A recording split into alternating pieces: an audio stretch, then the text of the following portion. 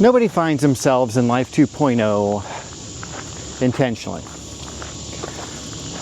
Being born into this life is painful, and like most other births, kind of hard to watch. So, if you're here, you've probably been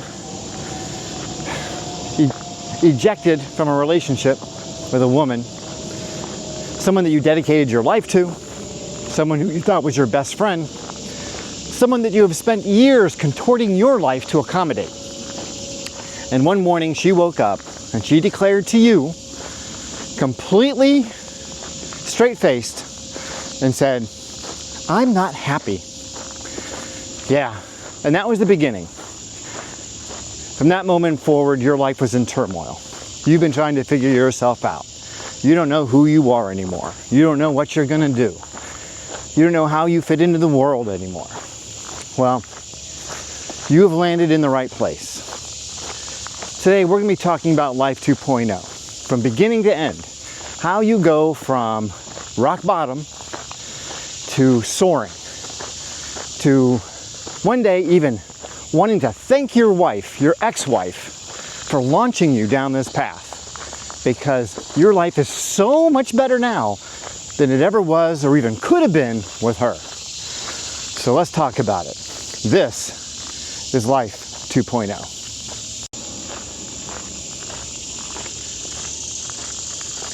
In the beginning, there is rock bottom. This is where the thoughts of you having been weighed and measured and lived with for decades possibly, and you have been deemed unworthy by a woman.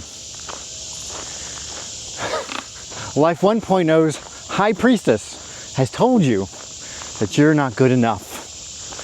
You're not good enough to have a relationship with her, with a woman. And so now every ounce of instinct and every cell in your body wants to prove her wrong. You want to go out there and find some other woman who will validate you, tell you you're good, tell you you're a good man. Well, the measure of a man does not come from a woman. That is lesson number one in Life 2.0. You will not find your value in the eyes of a woman. No. But nevertheless, that doesn't make the pain any better right this minute. Right now, your chest is heavy, it's hard to breathe, it's hard to sleep. I get it. These symptoms will pass. You must learn in this first phase to accept what is without judgment. Just accept it. It's what it is. You just got to go with it. Do not try to rekindle this relationship. Do not try to salvage whatever is left over. There is nothing left. You will not change her mind. You will not fix this. You do not want to fix this. I know you think you do right now, but I'm telling you, you will not want to fix this. This was a shit show for a long time. You know it in your heart. It didn't just spring up on you one day that things were wrong. No, you knew it. You knew it. It was a shit show. So, you're out. The heavy heart will pass. I promise you that. Before you know it, you're going to start feeling a little bit better. You're going to clean up your apartment so it doesn't look like a tornado hit it. You're going to stop second guessing everything you've ever done. You're going to stop wondering who the hell you are. Rock bottom is tough. Acceptance is the first step to healing. Once you accept what's happened, where you are, and what's going on, you can move on to step 2, which is appreciation. Because you're not dead. And you can appreciate life just like the rest of us. You can appreciate what's left over. You can appreciate the opportunities that lie before you. Because suddenly, you're going to discover in the near future that there are so many opportunities that you have now that you did not have while she was present. There are going to be things that you can do that you could have never done before. And once you start wrapping your brain around that, well, the fun really gets going.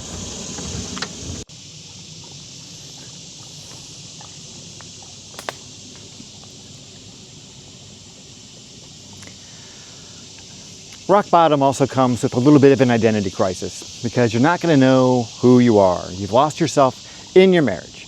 You lost yourself in the role of being a husband and all that goes with it. And so you're going to have this identity crisis here in the beginning. You're like, okay, who am I? What am I doing? Where am I going? What's going on? Don't worry about that too much right now. That's going to resolve itself in time, and it's not worth your energy thinking about it right now. Here's what you're going to notice, and only time's going to help this happen. But if you can identify these things when they happen, it'll be encouraging to you. So the heaviness in your chest and that sense of anxiety that goes with the initial stages of the separation will pass. And you'll notice it because you'll start doing things that you enjoy doing all the time, like watching your favorite sporting events or your favorite movie, or just doing things that you enjoy doing around the house. And you're going to lose yourself in those things. And then it's going to occur to you after a few hours that she's not there. And then you're going to reflect on that, and you're going to realize it's a good thing that she's not here. I feel better doing the things that I love, knowing that I don't have an expectation to do something else. Like that she's not here putting the pressure on me to, fill her needs, to do the things that she needs me to do. I suddenly now have control over my time. And with that will come a little bit of guilt. You're going to think, oh, I feel kind of bad that I feel this way. No guilt. You earned it. You earned it, okay? This is yours. You earned the opportunity to feel this way. Enjoy it.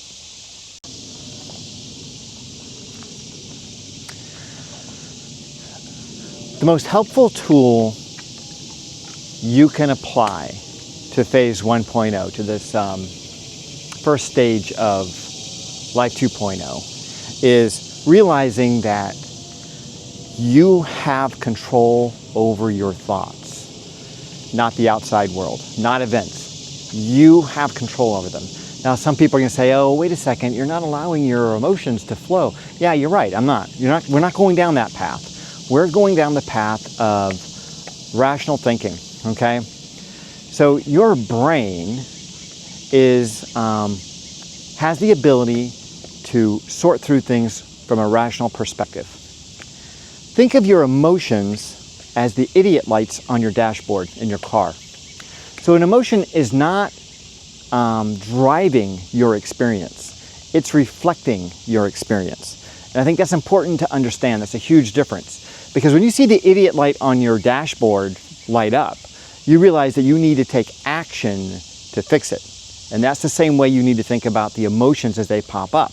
When you start feeling sad and you start going into that mourning, that sense of loss, just recognize it for what it is. You don't need to stop it or change it or do anything. Just recognize it for what it is. It's just telling you that this is happening. In the second phase of your recovery, it's a mourning phase. You're going to be mourning the loss of your marriage. It's like a death. It's like someone died in your family. The relationship had an energy all its own, and it's now dead. And so it's natural and healthy to mourn the loss of that relationship. Don't feel shame in it. Don't feel weak by it. Just do it. Do it. But understand rationally what's going on. This is a process of cleansing your thoughts, your emotions, your being of all the emotion attached to this thing. You just want it out. Because once you've had your cries, you've gone through it, you've had all those negative feelings, and you've let them out, you haven't held them in, well, you can move on from them. If you're constantly holding them in, you're trying to act like they're not happening or it's not real, then it's like ignoring the idiot light on your dashboard. Things go really badly. Like when an engine light comes on, if you don't take it to the shop, you don't know what it is. Could be something simple. It could be the catalytic converter. It could be your whole engine. So don't ignore it. Don't ignore the light. It's telling you something. It's a reflection of what's going on. But don't let it own you either. Don't let those lights own you. They're just telling you what's going on in your body, what's going on in your life. And those emotions are going to come and go. Just recognize them rationally. Use your mind. See it for what it is. This is not you. This is just a reflection of what's happening.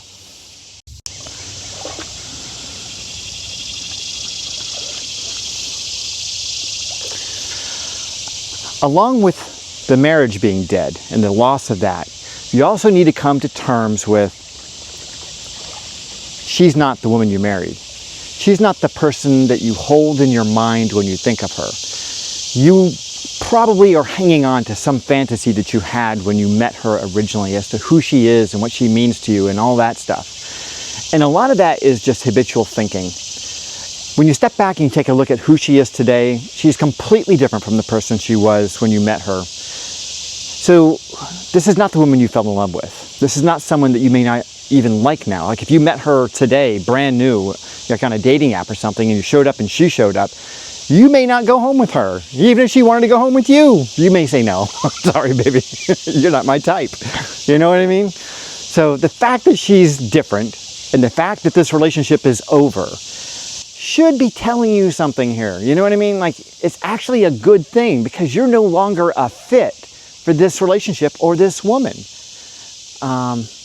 Don't allow the events around this relationship and the things that you remember to dictate your current experience. Look at it authentically. What does this actually mean to you now? Who is she today?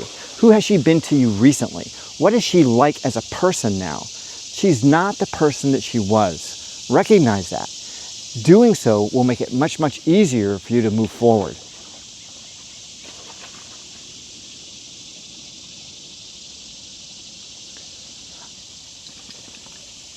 It's critical to accept the things that you cannot control. Identify the things that you can.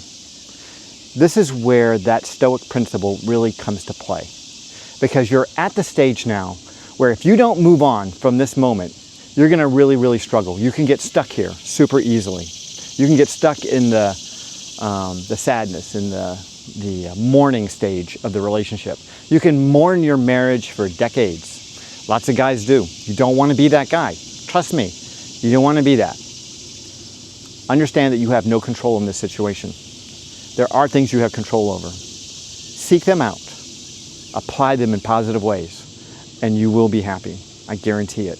Happiness is not tied to her. It's not tied to that relationship. I think that a lot of men have been primarily raised by women. I'm not just talking about your mother, I'm talking about your teachers, talking about women all through your life. And they have taught you that you need to get your validation from a woman. And the only way to do that is to be a certain kind of man. Well, that ends right here and right now. You get to be your own kind of man. You don't need to seek validation from a woman. You can be your authentic self and move forward in your life in the directions that you choose, not those that you're trying to accommodate this childlike person that you've attached yourself to, that you've been brainwashed into thinking is necessary to complete your life. None of that is true, and you're going to learn it as you move forward. You're going to see what I'm saying is true. In stage 3, you need to let go of your attachments. What that means is that there are certain belief systems that you have that are connected to, attached to, artificial constructs that you have in your mind about what is real. For example, your role as a husband, what that role represents to you is an attachment. When you have that role taken from you and you feel pain as a result, that pain is an indication of your attachment.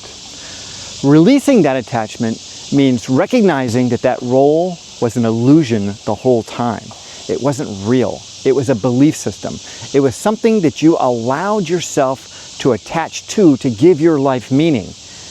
It has no meaning on its own. It only has the meaning that you give it. That is such a critical factor.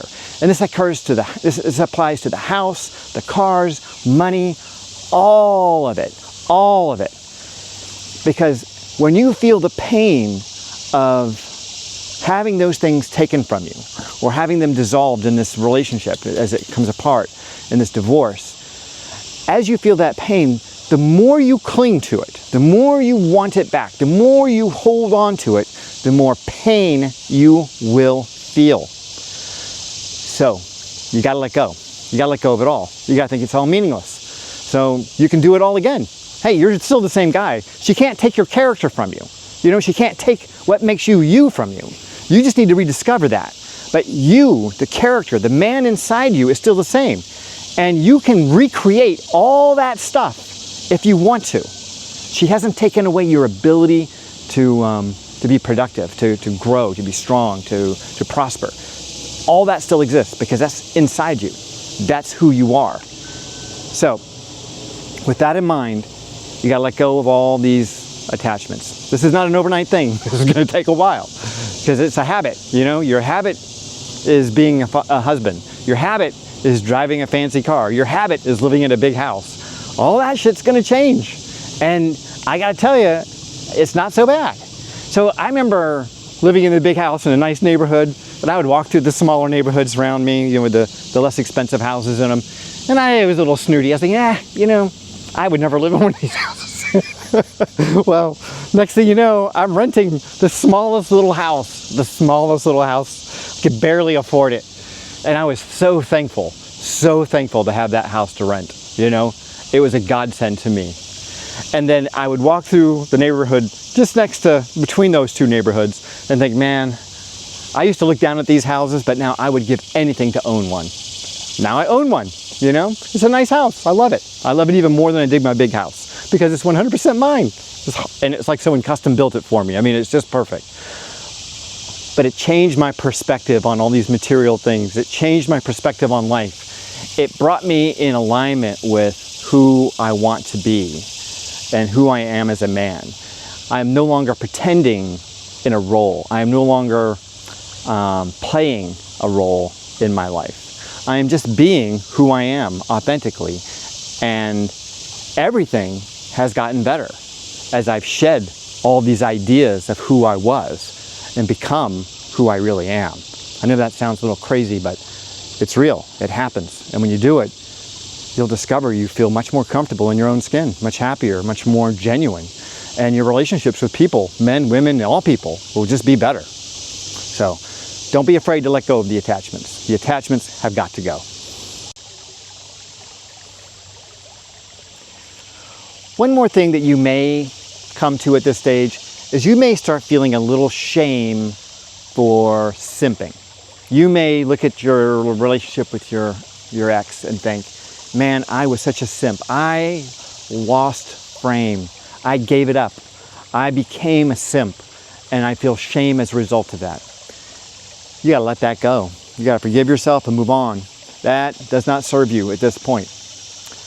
That is in the past. That is history. That is something that happened. It is not something that's happening. And it's not something that necessarily will ever happen again. It is a lesson learned. You've got to live your life in the present moment. You cannot control the past, and the future has yet to be written. So just bring yourself into this moment. Bring yourself to where you are in the right now. Enjoy this experience. Be here. Appreciate the opportunity to be alive. Appreciate the opportunities that lie before you. Life is new. Life is fresh. There's lots of things that you can do that you never could have done before.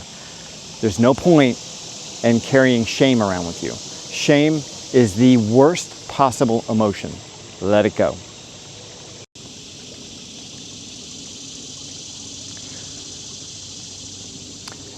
In phase 4, you're going to be rediscovering your authentic self. You're going to look back and see who were you before you got married. What kinds of things did you enjoy doing? Who did you hang out with? What was your life like? Try to put yourself back into that younger version of yourself and see the world from that perspective. Imagine for a second if you never met your ex-wife. What would you have done? What would you have done differently? What if there was never a woman in your life? What would you have done differently? Imagine that scenario just for a moment, because it may give you some clues as to who you are and what lies deep, latent within you that you've hidden from yourself for so long, because those dreams died the day you got married, because you dedicated your life to a different path, to someone else's path. You didn't allow yourself to fully express who you are authentically. Go back and discover who that guy was and see what's there. In the meantime, be your natural, normal self. Do the things that you want to do on a daily basis. Watch the shows that you want. Start with stuff simple. Listen to the music that you want to listen to all the time. Put music on from when you were a kid, when you were a teenager. Play it loud, play it often. You'll find that music has this magical ability to reawaken thoughts and ideas and time in your past. It triggers these memories that are long forgotten. You know, when I'm working out with old men, and even old women, but old men in particular, I play music from whenever they were like 18 years old. So if they're, 80 years old, I play music from the 60s, 50s and 60s. If they're 90 years old, I play older music.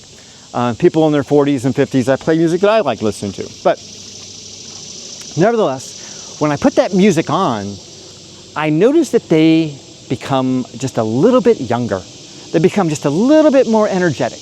They become just a little more enthusiastic about the work, They enjoy it just a little bit more. And they overcome obstacles that they would not have overcome for a while, before. I remember I had this guy, he had prostate cancer, and they had put him on a chemical castration. So he had no testosterone flowing in his body. And this guy, when I put that music on, he lit up. And he wanted to get under that barbell, and he wanted to bench press as much as he could, as long as he could. I mean, he would just be sweating with it. I mean, he just loved the physical work. And I think that it had a lot to do with him taking a trip back in his memories to when he was a young guy and what it was like to feel healthy and strong again. And he would recreate that for himself in the gym. Well, you can do that. And that's the magic of music, is it kind of brings you back. It brings you back to when you were young again. It allows you to see the world from that perspective. And that's what you need right now. You need it more now than you probably ever will at any time in your life. So embrace it. If you've got old TV shows and movies that you liked watching when you were younger, rewatch them. What the fuck? I mean, there's so much stuff on TV now. Most of the new stuff sucks. So go back and watch the old stuff. Watch the stuff that you liked when you were younger. It'll recreate what it was like to be there. I think it was back in the 80s or 90s, there was some, I'm trying to remember the whole details on this study, but basically they took a bunch of guys from a nursing home in their 80s, 90s, and I think this was back in the early 1970s, mid 1970s, and they put them into this monastery. And in this monastery, they recreated everything in the monastery as if it were back in the 1950s when they were young. And the music was all from that. The TV shows were all from that. The newspapers, the magazines, everything was from back there. Now, when they arrived at this experimental site, this monastery, they were on walkers and canes, and they could barely move, and they all needed assistance. And they were there for just a couple of weeks. And over the course of those 2 weeks, when they were getting ready to leave, they're waiting for the bus to arrive to drive them back to their home, their normal nursing home. And they're playing touch football. They became younger. When they did tests on their bodies, they became measurably younger. Yeah, you can do that with music, with TV, with your environment. Change your thoughts and you will change your reality. And when you start seeing your reality from that perspective of a young man, and you have the wisdom that you've accumulated over these years, imagine what you can do. Imagine what you can do.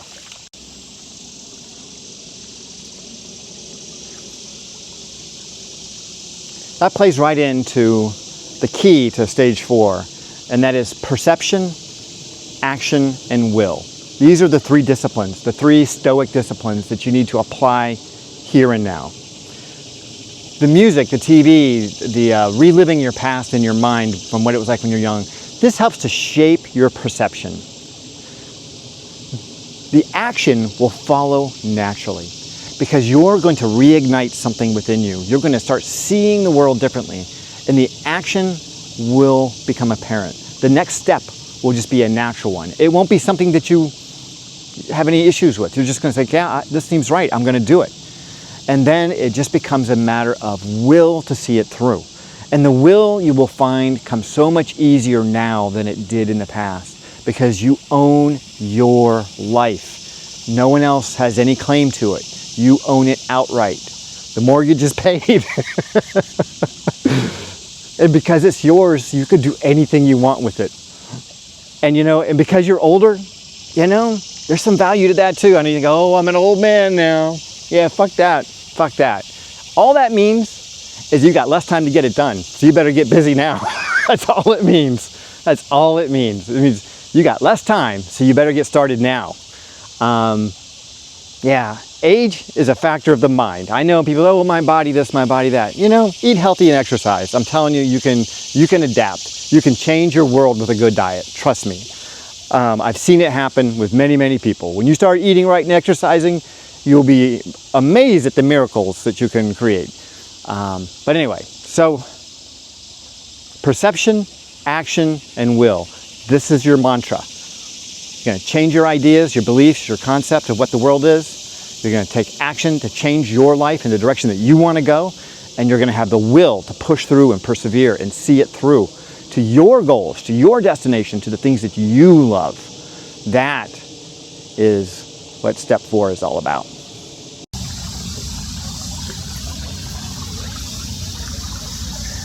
And step 5, I would encourage you, if you haven't done it already, to create a regular time in your day, every day, or as often as you can, get outside, walk in nature. Don't ride your bike, don't run, walk. And the reason I'm saying walking is because walking is something that we do automatically. You don't need to focus on it, you need to think about it. You're not worried about where you're going. Your body will do it without you having to put any energy into it. You can do it for hours. You don't have to think to walk. You got to think to ride your bike. You got to think to run to a certain degree. Unless you're a really good runner, then you can get into that zone. So maybe if you're a really great runner and that's your thing, you can get away with that. But for the most part, walking is one of the few activities that you can do without really putting any thought into it. Being in nature, I know you hear lots of this, people talking about the woo-woo part of being out in nature. I can tell you, man, it changes everything in you. First of all, the sunshine, despite what everyone says, it's actually really good for you. It makes you feel good. There's a lot of infrared radiation that's getting into your skin. The trees reflect the infrared radiation, so you just feel physically better. You're physically healthier. The infrared radiation, I believe it triggers melatonin in your skin, which is an antioxidant, which causes all kinds of good downstream stuff. I'm not going to go into all the chemistry in that, but it's a good thing. Bottom line, it's a good thing. Number 2, this is where we lived all the time as a species until relatively recently. Like being around all this green and this dirt and these animals and the smells and the sounds, the bugs, all of it. This is how we were for most of our existence as a species. This is it. This is how we were. This is where we are most commonly found. This is where we are most natural in our experience. Our rhythms, our biorhythms connect easily to being in nature. Being next to the ocean, I think, has a similar effect. But being in the woods, being close to nature, really changes the rhythm of your mind. It changes the way you think and the way you see the world. It becomes meditative. The original meditations were not people sitting in rooms with their legs crossed on pillows. The original monks that meditated thousands of years ago, walking in the Himalayas, I can imagine, they walked. They went on walks. They would walk for hours and hours and hours in nature because that allowed them to clear their minds. It allowed them to get to a state where they could focus in on their inner peace. This is what you'll find in nature. It'll allow you to deconstruct things from the past in a more methodical and rational way. It removes the anxiety that so many people these days experience. It allows you to feel that rest and relax, that parasympathetic nervous system kick in, where you're still moving and you're active, but you're at rest. It is the best feeling in the world because the movement and the physical activity keeps your mind working, it keeps your body working. But the parasympathetic nervous system brings your energy levels down. And that's what's so wonderful about walking, is that you create this peaceful state while still in motion, which allows you to think very, very clearly and to see things from a different perspective than what you would otherwise see. You're at rest, but you're active. I mean, it's just It's a very interesting set of contradictions. I encourage you to do that, because when you do this, you are going to heal. You're going to feel better. You're going to find energy. You're going to plan for the future. You're going to get ideas. Doors are going to open in your mind to things that you never would have thought possible. And your future lies there.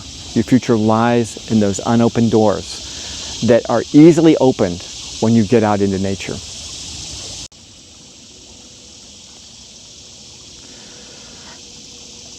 The next three things that you need to connect with here at this stage is physical health, financial health, and social health. Your physical health means if you're fat, you need to just cut whatever you're eating in half and eat that for a while.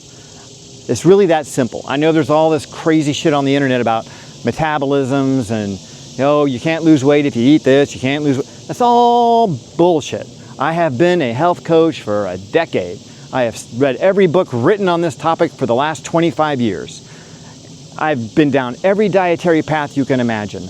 I have seen this work firsthand, repeatedly, without question. When you eat less, you will lose weight. Promise. Promise. And if you're not losing weight, it's because you're not eating less. You're fooling yourself. And people do that because eating is an addiction. It's a tough addiction to break, but it's an addiction. Second one, financial health.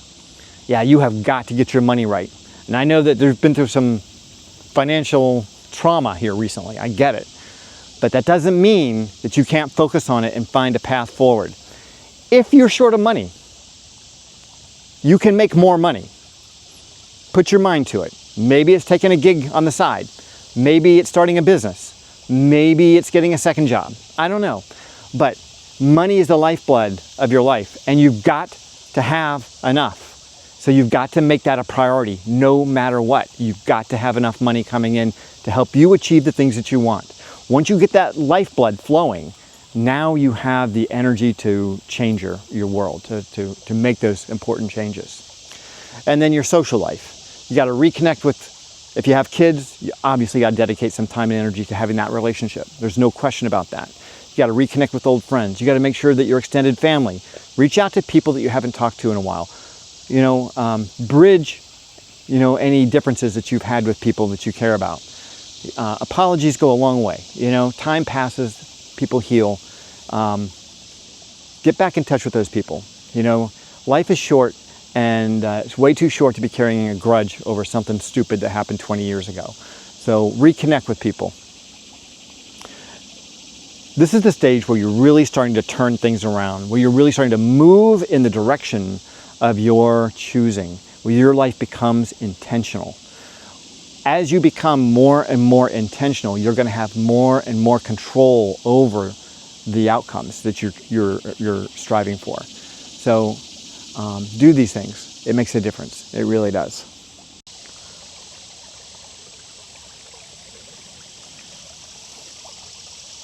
In step 6, we're going to create a vision for the future. It's critical that you have a vision. You got to have a mission. You got to have a purpose. You've got to have a path to follow. You cannot become a wandering generality, because if you do that, you're going to continue to identify with the guy that you were, because that's the last guy that had a mission. You got to have a new mission, and that means you need to have a view, a vision of what your life is going to look like in the future. And if you're not sure, then get out in the woods and go for a walk. Reconnect with your old self. Listen to music, listen to songs, watch your favorite shows. Start to reimagine what it was like to be yourself, and start thinking about what would you love for yourself? What would you love for yourself? You think about all the love that you put into this relationship, all the times that you bent over backwards to accommodate someone else's needs. Bend over backwards to accommodate your needs. What if you dedicated your whole life to making yourself happy? What could you accomplish? Imagine that just for a minute. What would you want for yourself? Create that vision. It's really, really important, because that vision drives your activity. It drives your life forward. And that is an important aspect of the recovery process. Because when you're looking forward and your eyes are up and you're goal focused, well, you're not looking back. You're not worried about what happened in the past. You know, those things are in the past. They're so far back you can't even see them in the rearview mirror.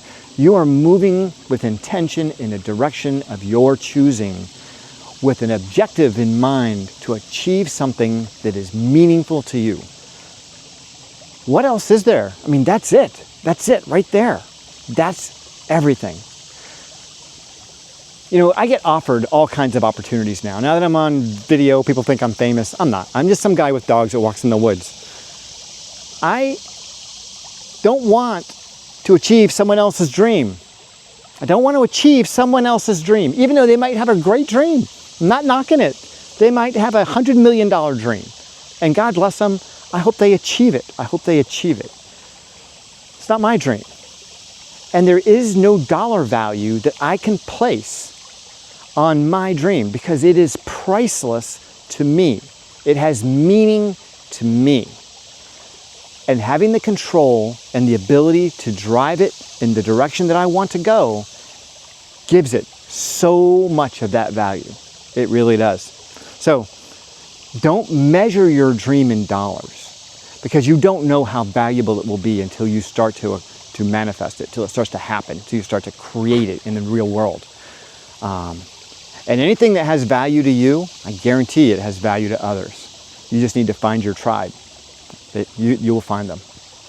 And when you do, they will recognize the value that you bring, and they'll be willing to pay for it.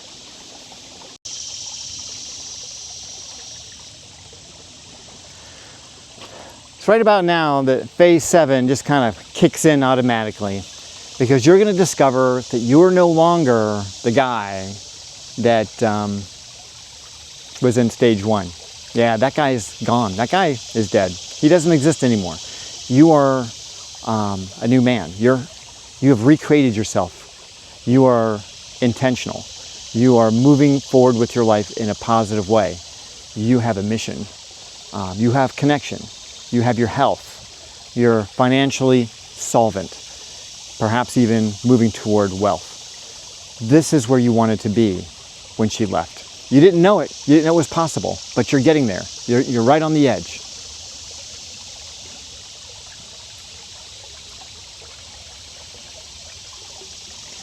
You're making all of your own decisions. You're no longer looking around for someone else to tell you what to do, where to do it, how to do it, where to do it, whatever. You're totally autonomous. You're a totally fully functioning man. You can do your own thing and you do it all the time. And you're hesitant about giving up that autonomy to anyone else. You know, you see the value of it now. Now you see what it has, how valuable that autonomy is, because you can convert that into happiness and money. But when you're with a woman, that autonomy gets converted into something else, man. Now you're just into her happiness. Yeah, and she's taking your money. No, no, no, no, no. Don't do that. Don't do that to yourself. My God, don't get yourself sucked back in. Don't do it. Don't do it.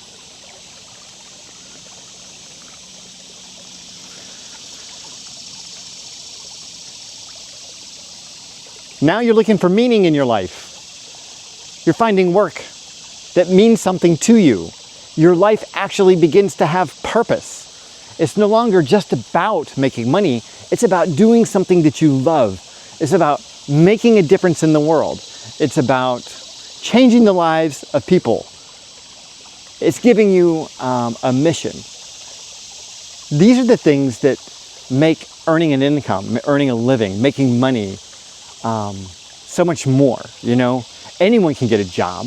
Anyone can, you know, just cash a paycheck. That's not it.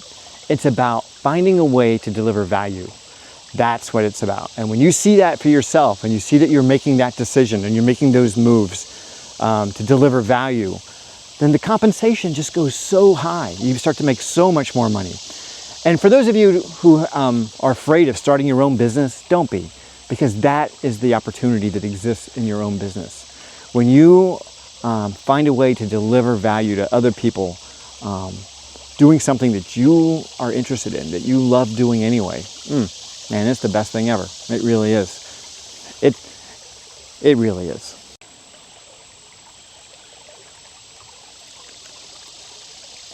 If you're afraid to start a business, to do the things that you really want to do, take a look at what are the impediments to taking action to achieve that which you would most desire. Because it's in those impediments that you're going to find the motivation, the desire, the opportunity to take action. The obstacle is the way. If you haven't read that, it's a great book. I certainly recommend it to you. But you find that in those things that are holding you back lies the secret to thrusting you forward into something better. So don't be afraid just because you see a lot of obstacles, because the obstacle will lead you to the things that you need to do in order to be successful at what you want to have.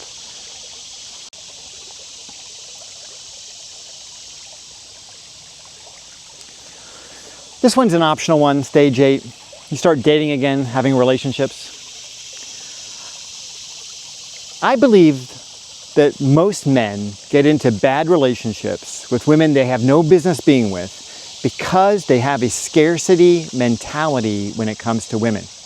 The scarcity mentality makes them believe that they don't have options, that they just need to get any woman, not the great woman, but just any woman to say yes and to go to bed with them and to touch their little friend downstairs. Yeah, that scarcity mentality is always going to lead you in the wrong direction. When you have an abundance mentality, when you believe that you can have the woman that you want, you know what? You can. It works that way. I know it sounds stupid. I know it sounds like some kind of woo-woo bullshit, but it works. I'm telling you, it works. There is no woman that's too good for you. Just let that sink in for a minute.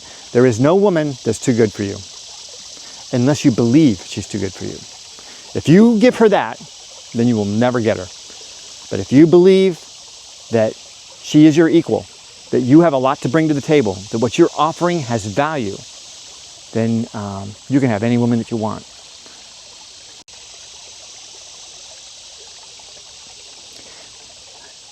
If you decide that you're going to have a relationship with a woman, do not forget the value of your autonomy. And under no circumstances, especially if you're a guy in your 40s or 50s, should you ever get a legal document involved in your relationship unless you absolutely need it at the end of your life in order to transfer assets. You know, like if you're on your deathbed, you're 80, 90 years old, whatever, and you're thinking, oh, I don't want to pay Uncle Sam all these taxes. I'm just going to marry this woman so I can transfer my assets to her on my death. All right, okay, I can buy that. That makes sense. But in the meantime, don't do it. Just don't do it. It's just not worth it. You're taking too big a risk. She's going to distract you. She's going to throw you off your track. She's going to make your life less enjoyable. You know, they're always so good in the beginning. You know what I mean? It always feels like this is the best thing ever in the beginning. The fantasy becomes real, you know, for a little while. And then the reality comes in. And it's never what you think it's going to be. Don't forget that. It's not what you think it's going to be. Our little brains, our little male brains, man, we are very creative when it comes to imagining what a relationship will be like. And it rarely is. So, yeah, don't go down that path.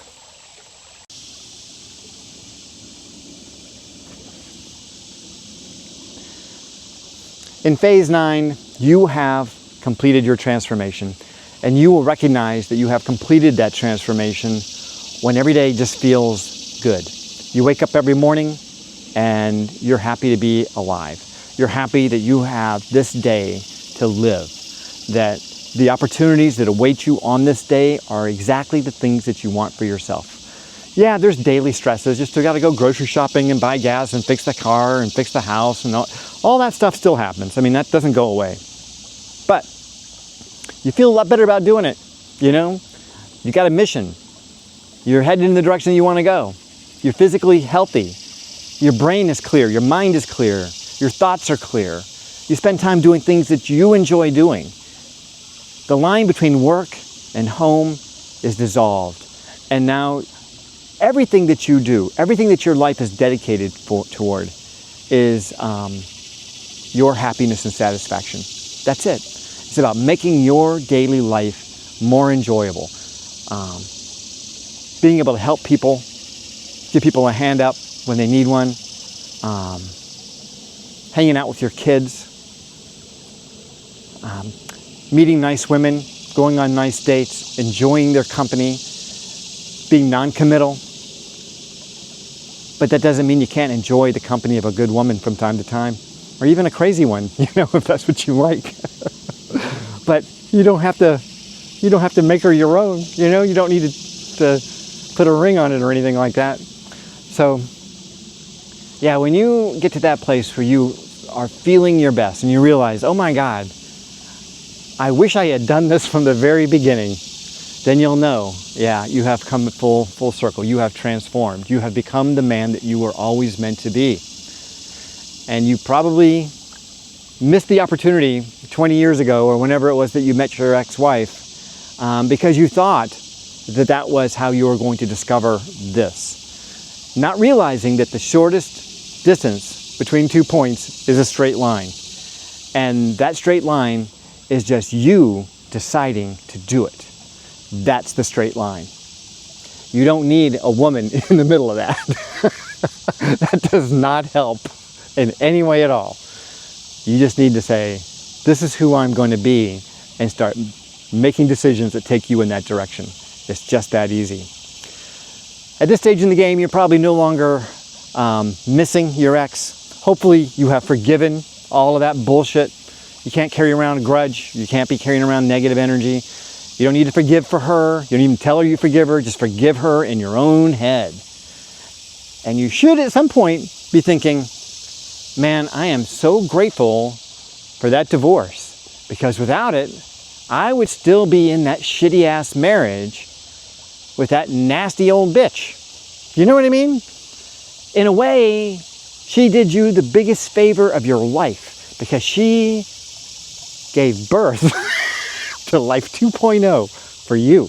That's right. She gave you your Life 2.0. And now you're happy. Now your life is headed in the direction that you always wanted to go. Now you're healthier. You're less stressed out. You're a better guy. People enjoy your company more. You're more socially connected. You feel complete. You do the things that you want to do because you want to do them, and you feel good about it. Like that's what life is always supposed to be. Enjoy it. Just enjoy it. You don't have to struggle. Life doesn't have to be a struggle. And I think that's what a lot of people, for some reason, believe, that they need to fight for everything. No.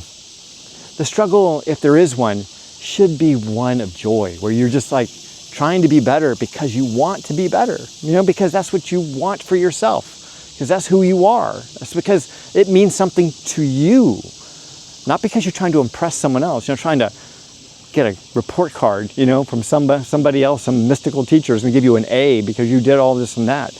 No, it's because you want to do it for yourself. When I'm training people, and where's Debu? Debu! There he is. So when I'm training people, there are two kinds of people. There are the people who want me to tell them how many to lift, do 10 reps, 15 reps, whatever. And there are other people who I can say, work until failure, until you can't do it anymore. And then I just watch. Those people who will go to failure, who will push themselves to their limit, those are the people who are going to have the most success. Those people who need me to tell them, do 10 reps, do 12 reps, do 15 reps, they'll get there eventually, but it's a lot slower because the motivation is extrinsic. I'm the motivation. I'm dictating to them the behaviors that they need to do to perform in order to achieve the goal. I'm dictating it. But when I say go to failure, now that's intrinsic. Now, not only is it intrinsic, like you've got to figure out what failure is, but you've got to find the energy to push yourself to that point. And it's not easy. Anyway, being in that transformed state is where you wanted to be the whole time. So, welcome to Life 2.0. Enjoy it.